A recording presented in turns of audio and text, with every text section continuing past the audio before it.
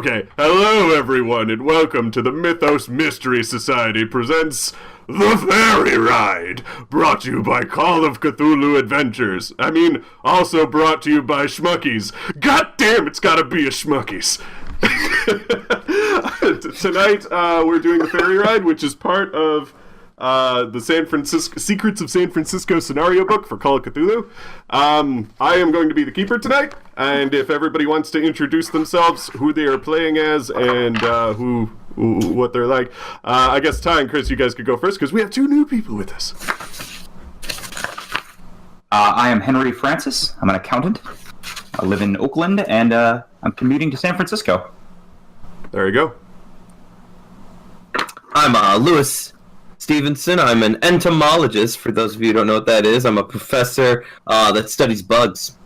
And I'm on the ferry ride after a long trip from South America. I've just gotten back into Oakland, and I'm crossing the bay back to San Francisco. I'm Everett Breckenridge. I am an explorer and mountaineer. I am looking for my next adventure, and I'm looking for funders here in San Francisco. It was the Roaring 20s. I didn't know we were supposed to write something. The night for Tom was doing it right. No, go for it. Read the whole thing. No, I'm Wink Bogswan. I'm a wannabe film director who's picking up some film equipment for a guy I've been working for over a year and a half and haven't been paid once. So I'm trying to find my own thing to film while picking up my camera equipment. Alrighty, and with that... his camera equipment. Oh, yeah. And with that, I believe we can get started. So, it is a late night in November. It's about 12:30 in the morning. You've just missed the second to last ferry of the night that goes from Oakland to San Francisco, but you can make the final ferry, which is the 1 a.m. ferry. We see a car pull up to the Oakland Mall, which is the stop where the ferry is about to go off from, and out of that car steps, out of that taxi, actually, steps Wink Bogswan. The taxi driver leans out his window. He's like, "Hey, you need help with any of your equipment back there?" Of course I do. I can't feel my right leg. You said it, boss. So, this taxi driver who also has a peg leg. No, I'm just kidding. Peg leg. I got a bum leg. Yeah. This taxi driver gets out of this car and he starts unloading Wink Bogswan's camera equipment from the back. It's kind of like a big... Or do you want to describe what your camera looks like, Tom? Actually, sorry, unprepared. I didn't think to look up what a 1920s camera looked like. I can describe it. Yeah, you go ahead. Yeah. It's kind of like this big. It's kind of like a big box. Yeah, I got one here. Yeah, it's kind of like a big box with a lens on the front of it, and it's got a big tripod sticking out of the bottom of it. Is it one of the cranky ones? Yep, and it's got a crank sticking out of the side of it and stuff. And it's got the big bunny ears that look kind of like Mickey Mouse ears? Yeah, a little bit. Yep. What hasn't been invented yet? Not for a little bit now. So he pulls that out, and he kind of hands it to you. And then he looks in the back for anything else you may have brought, like a travel bag or anything like that, and he shuts his trunk.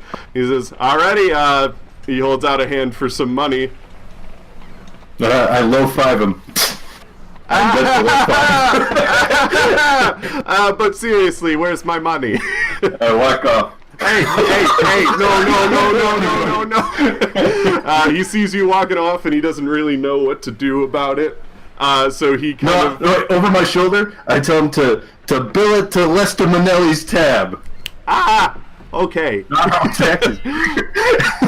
Gave me a minor heart attack there, man. You can't do stuff like that in San Francisco, okay? I'll do just that. I know who that guy is. He's quite famous. So, as all that happens, Wink Bogswan, gathers all of his equipment, and he starts walking towards the Oakland Mall.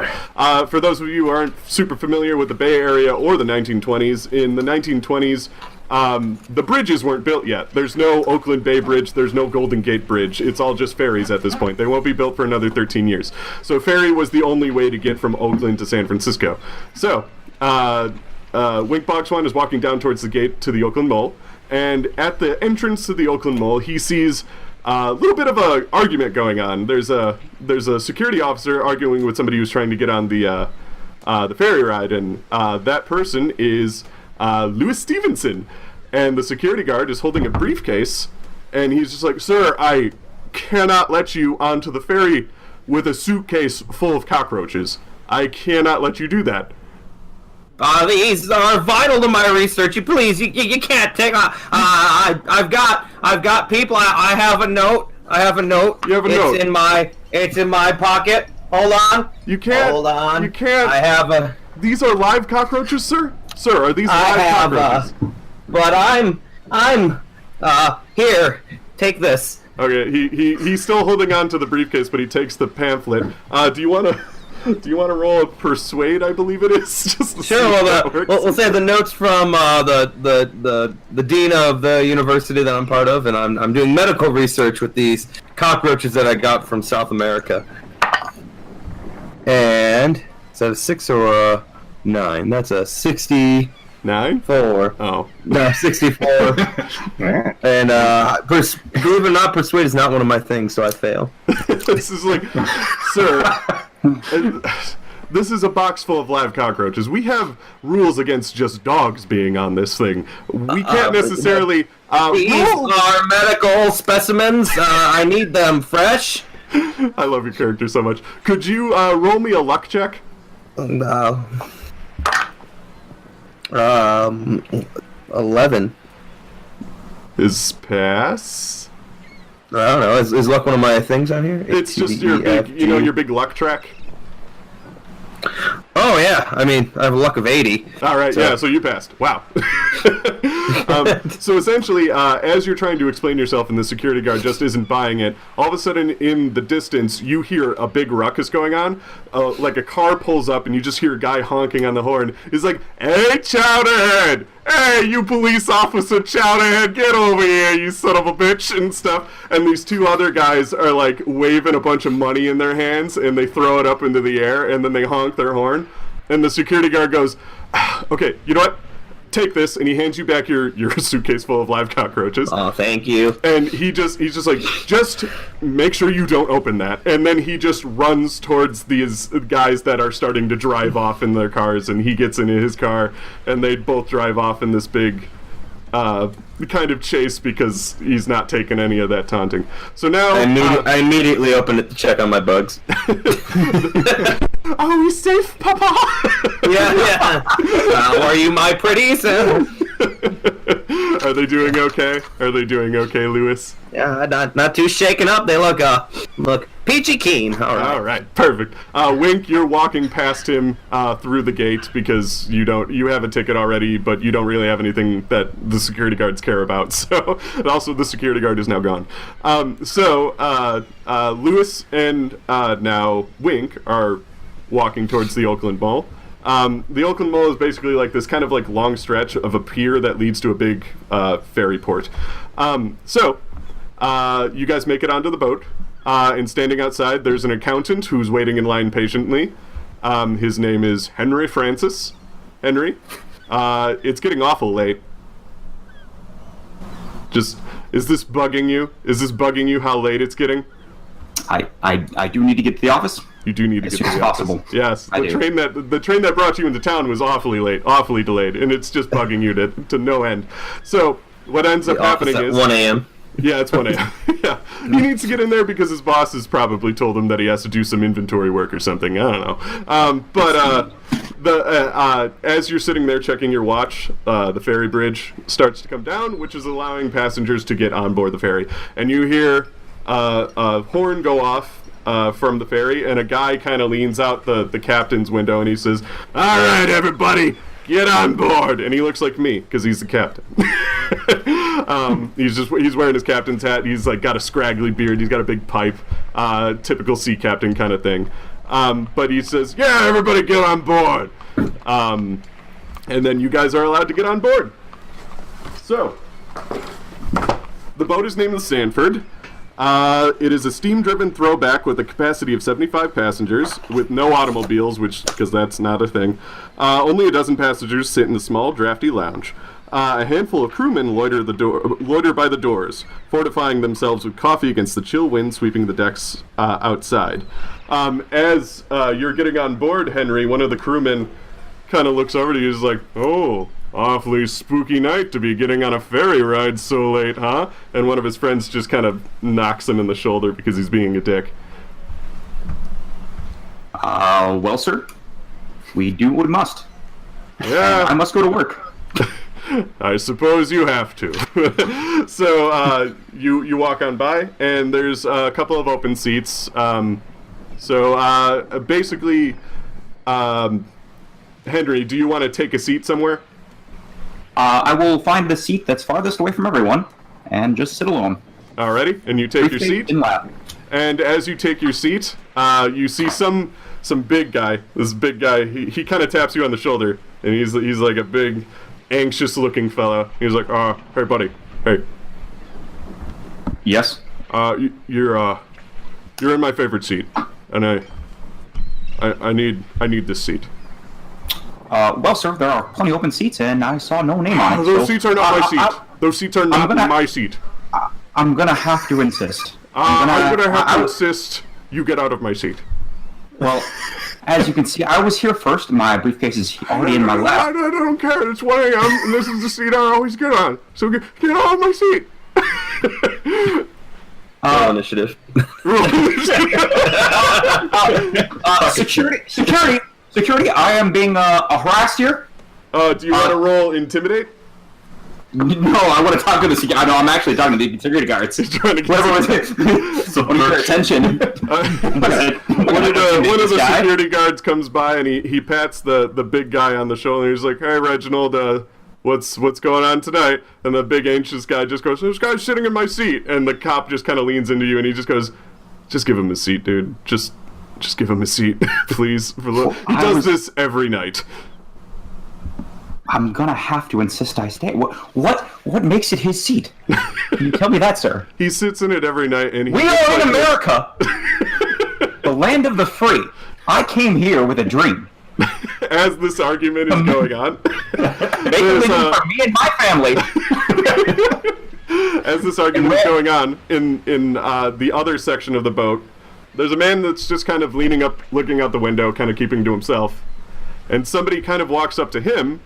As the boat's starting to churn up, and they just go, "Wait a minute, are you Everett Breckenridge? Like the Everett Breckenridge?" And Mike, you're on mute, by the way. Oh,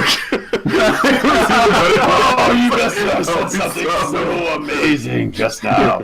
Okay, wait. So what'd you say? Yeah, that's me. The Everett. What do you want, kid? Wow, I mean, I've read so much about you. You've been exploring like Tibet and stuff like that, right? I've been all over, kid. Oh my god. Do you know like Leo Anderson or like Ursula Downs or anybody like that? Yeah, I know.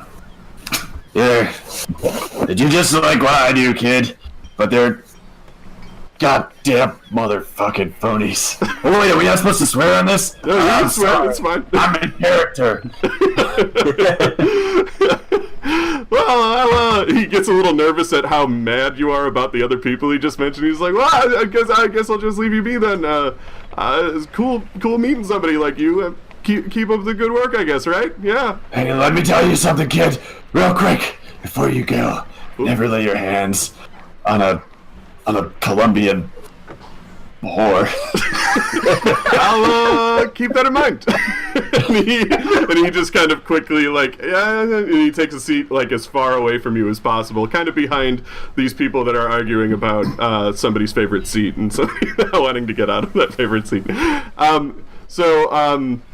As everybody starts to take their seats, the Stanford puts out from the Oakland Mole. The investigators hear the eerie symphony of sirens, bells, and foghorns from every hazardous feature out of the bay, particularly the Goat Island, the midpoint of the crossing. The black mound of a tiny island looms in the ferry's path like a sentinel guarding the San Francisco skyline.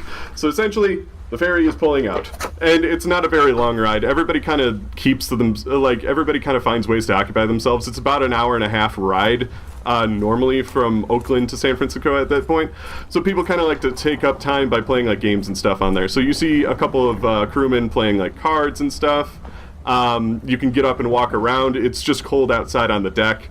But as it's kind of starting to pull it out, you see this one guy kind of walk up to Wink, and he's just like, "Hey, buddy, you feeling a bit bored? You look like a man who knows a bunch of stories, right?"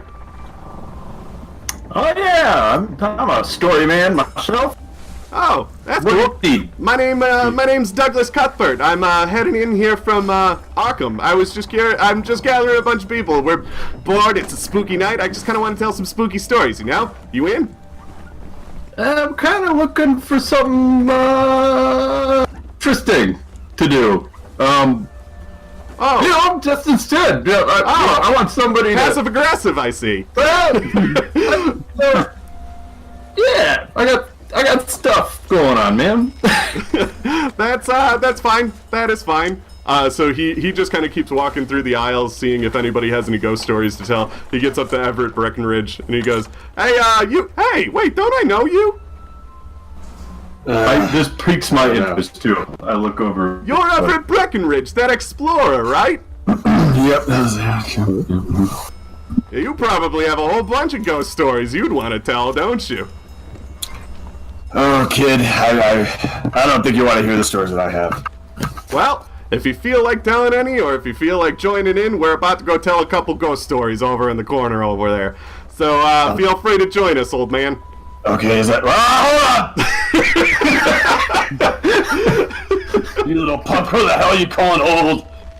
You! And he starts to walk off towards the other side of the compartment. He goes up to, it seems like the anxious man is just kind of being fiddly in the corner, but just across from where Henry's sitting. And he's just like anxious the entire time, just like...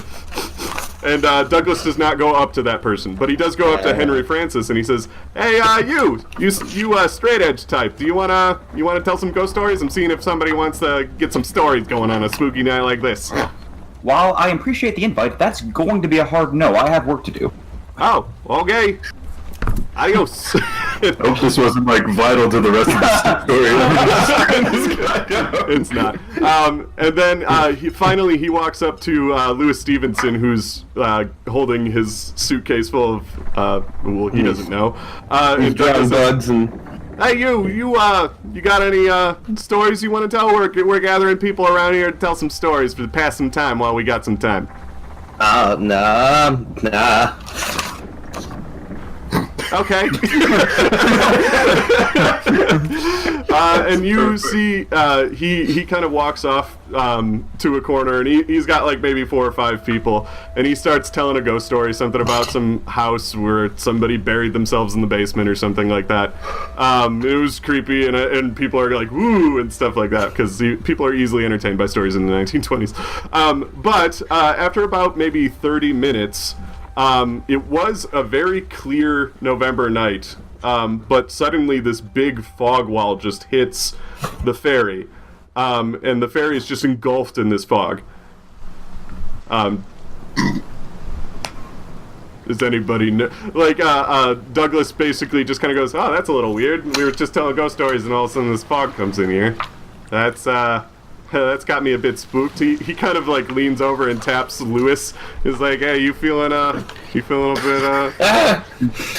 Did you even notice it was foggy?" He didn't even notice.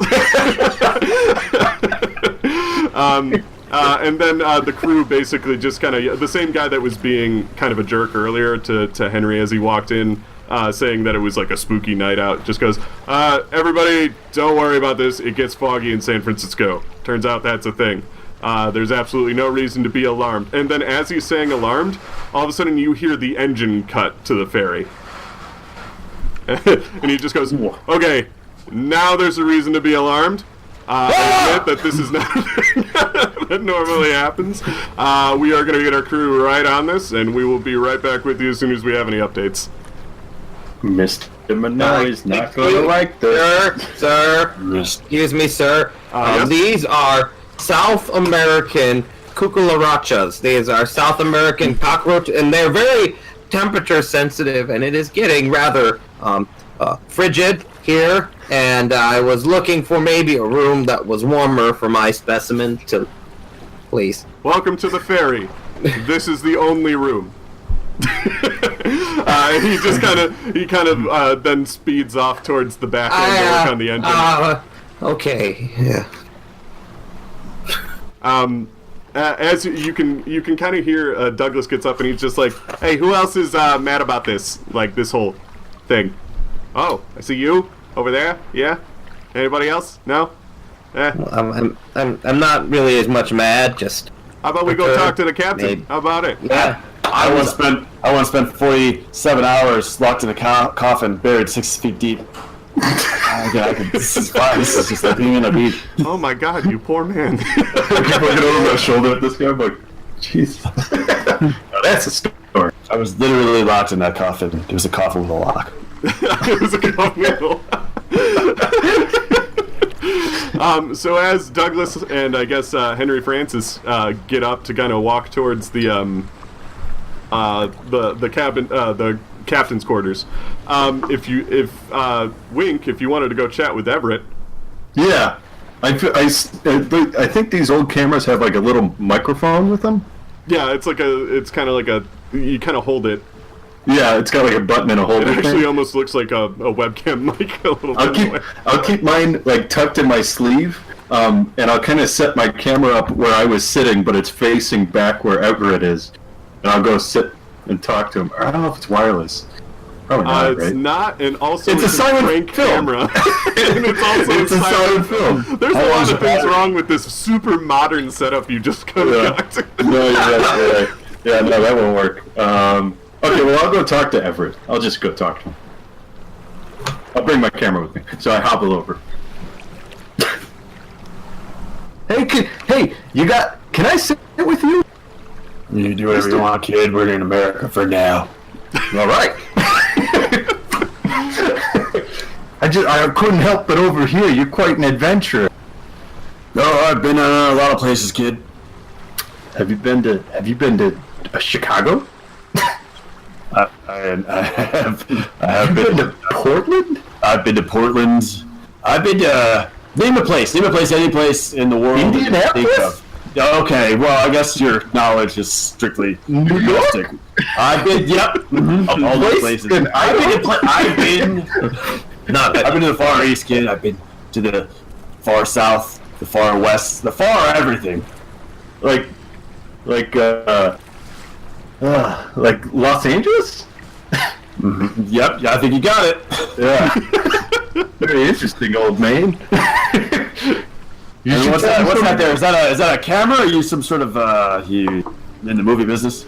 I make pictures myself. Have you ever heard of Nosferatu? Nosferatu. That way. Holy shit! Or the Cabinet of Dr. Caligari? Wow! You've made the gold brush. See, this is the tie. This is what it looks like when you pull up a 1920s filmography of. Instead of like pulling stuff out. You have literally made the best. I literally saw his screen light up. When he pulled up Google. $5 for a country fried steak.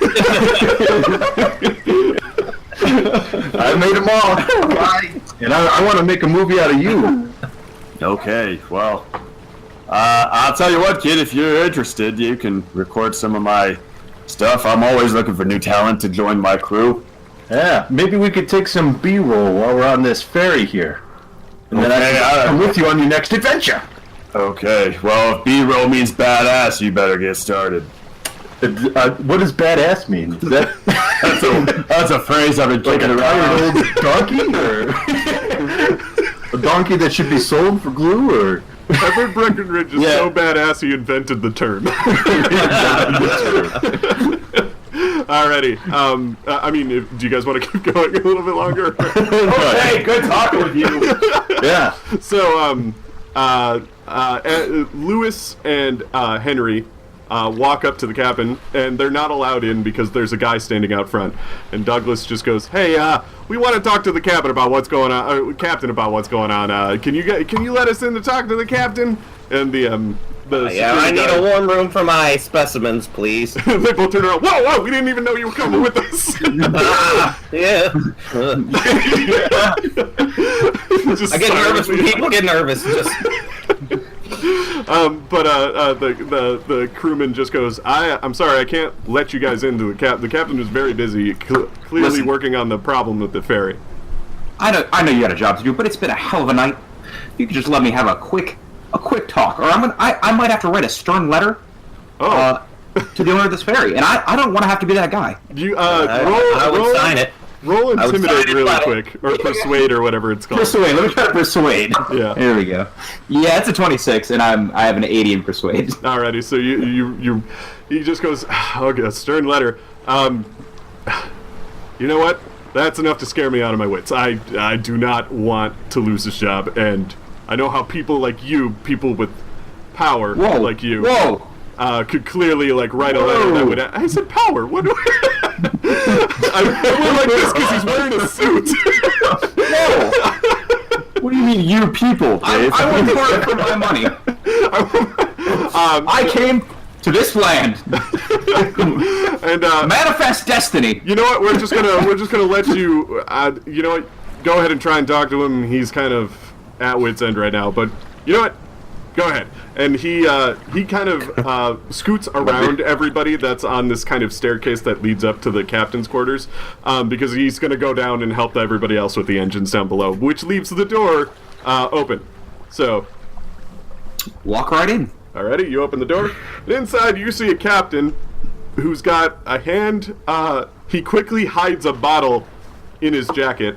But he smells like he's been drinking maybe a little bit, so it's not doing very much to hide his composure. And he's like, who let you landlubbers in? Well, we appear to have come to a bit of a stop, and I've got places to be. I think a lot of us do. Yeah. And what do you... I think all of us here have to... Oh, we're getting the engine fixed is what we're doing. It's going to probably take a little bit more than 2 minutes, you know? And it's been, maybe a half hour, so, that actually doesn't comply. Louis, roll me a psychology check. Oh, good. Because you're here. Mm-hmm. Oh, that's great. I got a 22, and I have a 35. Okay, Louis, you can tell that the captain is actually terrified. He's not showing it very much. He's showing it very subtly. His eyes are a little bit wider than you would normally expect. So something is actually terrifying the captain, but he's not letting it verbally sound like he's terrified at all. Sir, by the looks of it, you look about a half seas over. That's 1920 slang for shit-faced, according to... I know what 1920 slang means. You look about a half seas over. Okay. You know. Did you notice something hit from us? And he takes a seat back in his captain's chair, and he just kind of looks around, and then he doesn't care, and he pulls out the bottle and he takes a drink from it, and he's just like, okay. Have you guys heard of the SS Bear? No. Nobody pays attention to boatology out here? Okay. The SS Bear is a boat that back in 1916 in June, it was a passenger boat just like this one, got lost in a fog, and suddenly it was never heard from again. They sent a lifeboat out. The only people that made it back from that ship were the people who were on the lifeboat. They have never found the SS Bear again, and maybe I'm just worried that pirates are out there or something, because there's a fog tonight and our engine's cut. So, yeah, I'm a little worried about things. And he takes another swig of his drink. And he's like, sir, if you could lay off the giggle juice for just a moment. And I'll lay off your giggle juice if you give me 4 minutes. I'm going to walk up to him. Oh, dear. And I'm going to grab the bottle. This is illegal, sir. Oh my god. I want all of you out of my bridge right now. Well, sir, you can't be drinking this. Sir, this is illegal. Charlie! And a big guy kind of comes from around the corner, and he's just like, yeah, boss? And he's like, Charlie, I need you to take all of these people and get them out of my cabin. And Charlie's just like, you heard the captain, guys. And he's a big guy. And he's like, you heard the captain, guys. Get out of here, please. That is the only time I will ask nicely. And I believe he could use some assistance with the. Nope. The And he clearing starts of- to just kind of push Louis dear. by his suitcase out of the back. Okay, You can expect a very stern letter. Yeah. Stern When you get back to land, your boss, your superiors, he shuts the talk to door. you. And then you hear a lock on the door.